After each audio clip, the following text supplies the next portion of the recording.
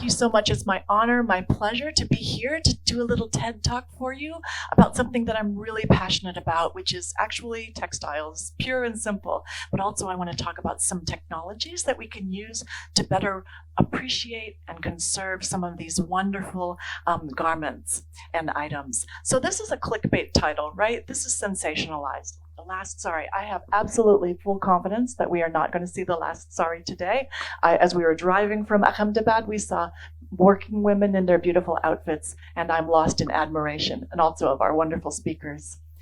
But I found this interesting little headline from a fashion website called Shilpa, and it says, is the era of sari draping silently coming to an end? I most assuredly hope not.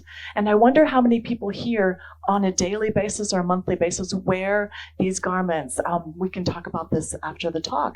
But this is just to give you this idea that these are thoughts that people are having. What's happening with our acceptance of ethnic wear?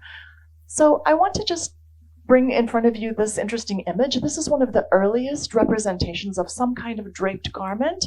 This is from 200 to 100 BCE from Bengal. So this is the amount of cultural heritage we're talking about, hundreds of thousands of years old. But what today's agenda is a thought experiment, really. I want to see how we can consider moving from appropriation to appreciation to conservation via comprehension, and with a little help from technology. And I have a little demo that I'd like to show you. What's at stake? What's at stake? At stake is this, right? We have this beautiful lady here. I'm sure you probably know who she is. And she's in context in her beautiful garment. They've even done a really great job framing the photo. She has her blue door and her blue outfit. And, it's beautifully styled, beautifully draped. And then we have Zendaya. Right, we have Zendaya here, who apparently used Scotch tape to somehow do some kind of somewhat tasteless draping. And this is just incorrect, right? And this is what we in the United States call cultural appropriation, right? This is what we're trying to avoid. And this is something that is a big concern as we go along. So, and also her stylist should probably be fired, right? This is not a good look for her. But I actually am looking at modern ways to continue to keep these traditions alive, right? This is not even my heritage. I'm Irish, German, British, so I'm an American, and I'm looking for, meaningful ways to preserve heritage any way we can. So again, moving from appropriation to appreciation, comprehension, in today's AI-driven culture, what does that mean? And I'd like to consider textiles as a catalyst and a way that we can kind of use these textiles to think about how to go about to comprehension. And I like to look at Natasha Thassan on TikTok. I'm sure she's also on Instagram. She's a wonderful influencer. I believe she's from Sri Lanka. She can show you how to drape that sari in 1 minute flat. It's amazing. And I wish that I could do such things. But for 7.4 million views, clearly she struck a chord. And I think it's interesting that we're using these, AI-driven, very sophisticated platforms that have, algorithms pushing content towards us. And people are watching her, and she's doing really great work. But I like to talk about textiles. I like to talk about the things we put on our bodies. These are very important. You think it's superficial, but it's not, right? Things we eat are meaningful. Things we wear are meaningful. What about jeans? I can't really see, but gentlemen in the front, you're wearing blue jeans, right?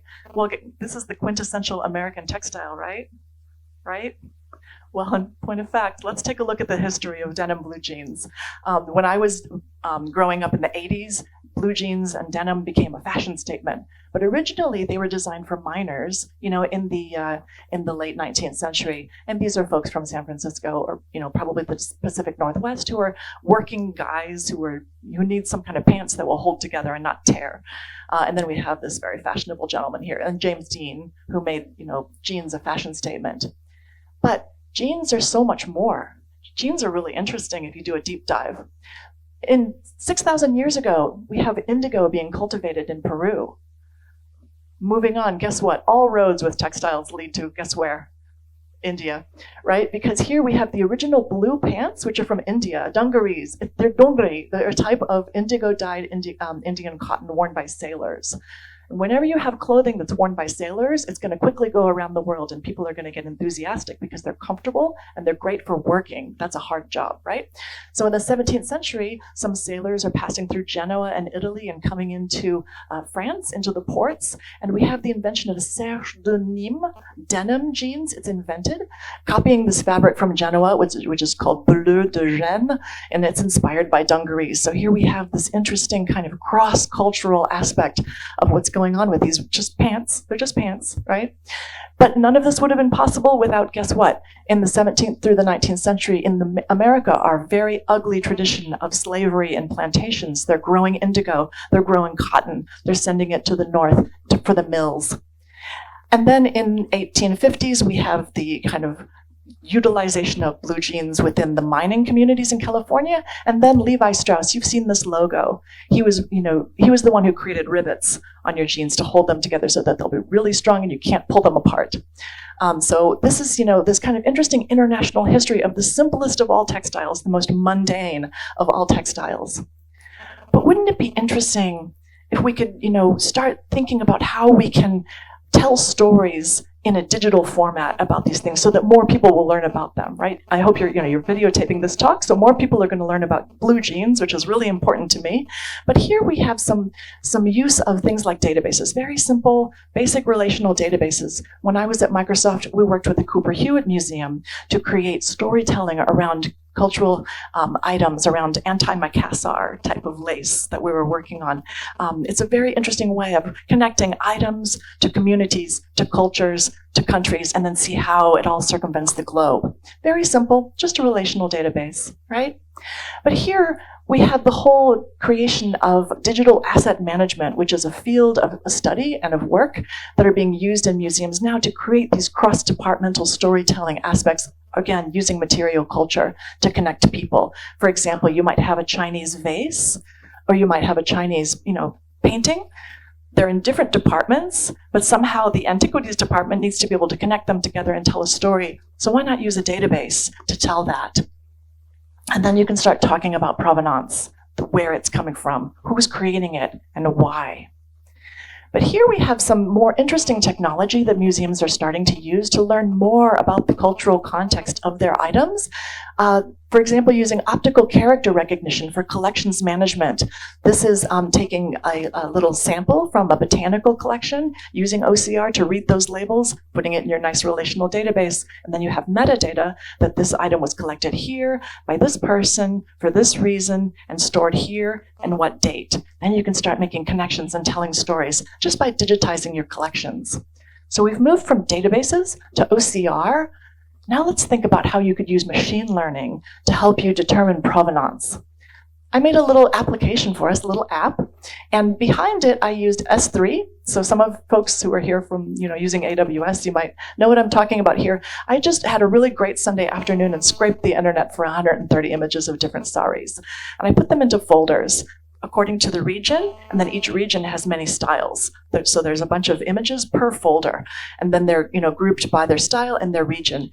Put those in an S3 bucket, and then I started using Amazon Recognition to train a model against this data.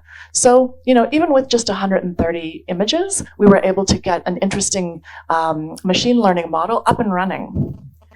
And then I used it in an app, and this is the app that I used. It's the Sari Detector app. This is, something that will be very useful to all of us, I think. But it just basically is using image recognition. So you have your image, and then you can tell, yes, this is a Gujarati sari, and it is the bandhani style, little dots, right? And then you can test another image. Here comes a really good one of my favorites. So we know this one, right? This is from Gujarat, and it's the style of patola, right? It's my favorite. And then, this might be something that we could pick up, some interesting image recognition here. This is a Banarasi sari from Uttar Pradesh.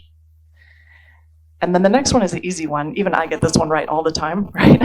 The white and gold. We know this is going to be from, detect the labels, it's going to be from Kerala, right? Kasavu style. And then the last one, I believe this is a Paitani. And excuse my pronunciations, please. So we'll detect the labels, and you can see it's Paitani from Maharashtra. So we have a sari app built. It's got machine learning running behind the scenes, and it's using this pre-trained model with some custom imagery on top to train. You can use your own images, and you can, upload an image. Here you can add this to the image list, and here we have our wonderful Gujarati drape, right? So we know where that's from. It's another patola from Gujarat. So these are the kind of things, what if you were, going and you had a very esoteric collection? Well, you could train a machine learning model, and you could start to, get data about this and tell stories about the collections. So that was a really fun experiment. So we've talked about relational databases, we talked about OCR, we talked about machine learning.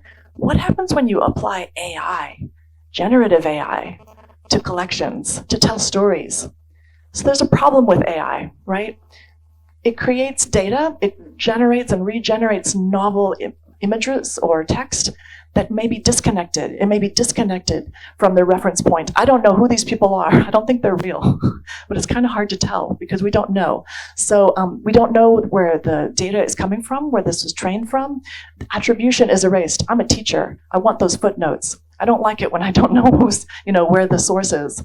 The results can be superficial. A lot of AI people have at least 6 fingers, right? Nothing wrong with having 6 fingers, but here we are. And this was just something from Midjourney called, Vivid Gujarat Images. But the great thing about AI is that it's democratized. And this draws on one of the last things that you said, that anyone with internet access can use and access AI nowadays. Anyone can be a creator. And really more participation from all of us with your localized images and your localized language, that will make for better AI. We love blue jeans, but I'd much rather look at this, right? This is great. So these are actual real people. This is not AI. But let's talk about back to the special case of the artisan textile. So the artisan textile comes from a 1,000-year tradition, and I just want to emphasize that applying AI and machine learning to these, learning about these textiles and generating new samples, we're never going to be able to improve on the original created by artisans. This is not happening, right? And it's not necessary. So that's not the task here. That's not the goal. What we want to do is increase connoisseurship, increase participation and appreciation and that really deep understanding of what's going on here.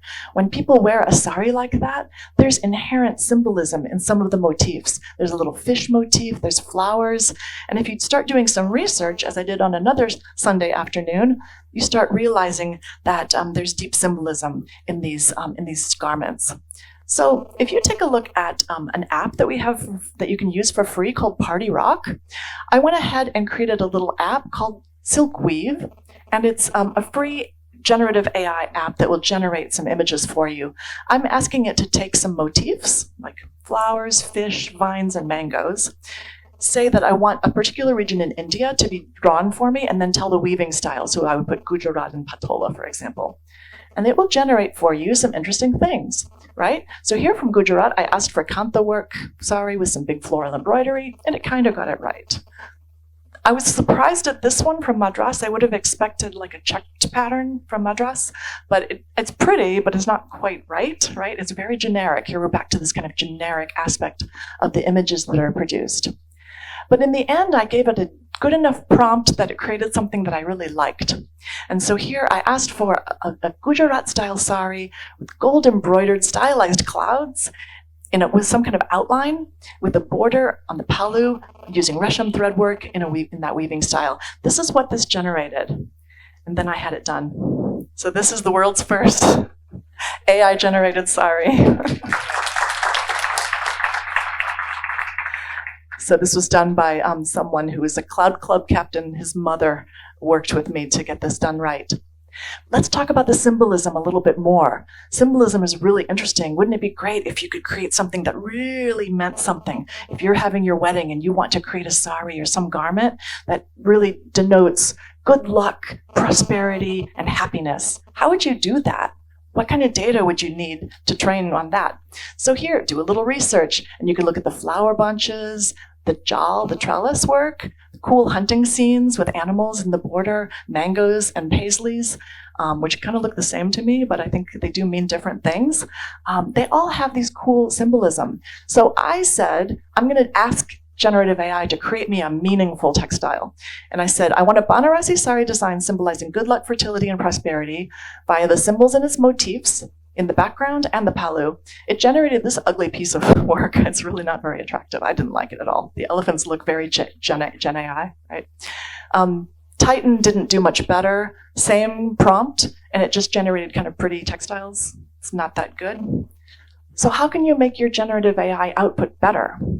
Here's how. Use knowledge bases. So here's where you can really kind of push your generative AI to give you better results. And you can use knowledge bases in a product that we have called Bedrock. I can demo it later. But you're going to connect your large language model to vetted sources. I love this. Please, let's get some sources in here. And we can say, because it doesn't know, it's never been trained on this data. So you can say, I want it to look at this website and then get me a much better prompt. That actually worked. So here, by syncing a source to my LLM, I had a really nice prompt generated for me with footnotes. So to generate a Banarasi design symbolizing prosperity, good luck, and fertility, you were going to use mango, floral jal, paisley. You can add some flowers and maybe some bulbul birds, which I didn't even know about. So that's a new thing. So that's very cool. That's a great prompt. Now that's a good prompt. And with that great prompt, you can make better generative AI imagery. So this is a little bit better. I still don't love it, but it's not too bad. So I pushed in the prompt and it generated this information, giving me a mango motif intertwined with paisley and silver and gold sari work, and the palu and floral jal as a background image. To cover the whole sari, there's some bulbul birds in there at the border, if you can kind of see them. And anyway, it's not perfect. It's a little bit better, and it's a little more meaningful.